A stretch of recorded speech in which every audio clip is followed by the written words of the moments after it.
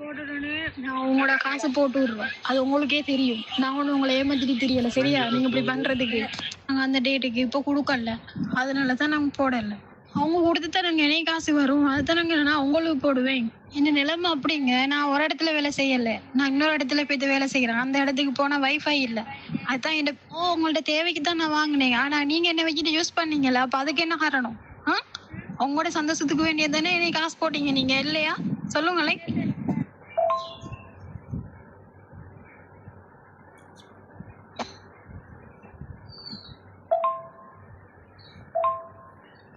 அப்படின்னா நானுமே நான் என்ன சந்தோஷத்துக்கு போட்டேன் சொல்லுங்களே.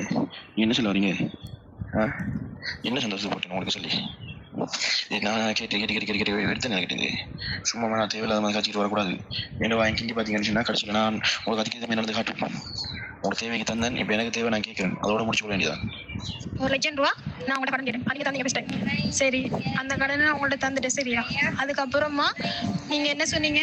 நீ என்கிட்ட வா, நீ என்ன சந்தோஷப்படுத்து, நான் உனக்கு தாரேன் அப்படி இப்படின்னு சொல்லி எனக்கு கொஞ்சம் கொஞ்சமா காசு தந்தீங்க. நான் இல்லைன்னு சொல்லலை.